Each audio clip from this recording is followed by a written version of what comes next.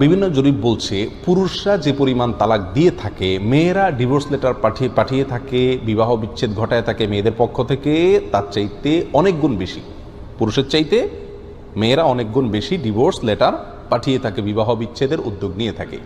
এখন প্রশ্ন হলো, ইসলামী শরিয়ার দৃষ্টিতে মেয়েরা তালাক দিলে স্বামীকে তালাক হবে নাকি হবে না? এই প্রশ্ন উত্তর হলো, তালাক মূলত স্বামী দিবে স্ত্রীকে, এটা হলো মূল বিধান।